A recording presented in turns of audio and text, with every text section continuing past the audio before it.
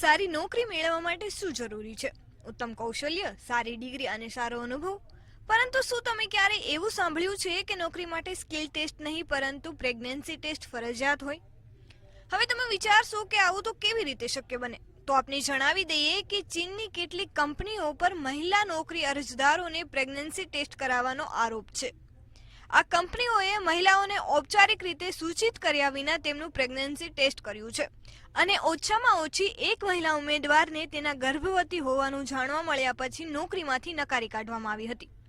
ચીનના કેટલાક વકીલોએ તાજેતરમાં ઓછામાં ઓછી 16 કંપનીઓ સામે આ કેસ દાખલ કર્યો છે, જેમના પર મહિલા નોકરી અરજદારોને પ્રેગ્નન્સી ટેસ્ટ કરાવવાનો આરોપ છે. માહિતી અનુસાર આ મામલો ચીનના જિયાંગુ પ્રાંતના નાનટોંગ જિલ્લાનો છે, જ્યાં એક ફરિયાદીના આધારે આ તમામ વિવાદ સામે આવ્યો છે. તો તમને આ માહિતી કેવી લાગી કોમેન્ટમાં જરૂરથી જણાવજો અને આવા જ કોન્ટેન્ટ માટે જોતા રહો મંતવ્ય ન્યૂઝ.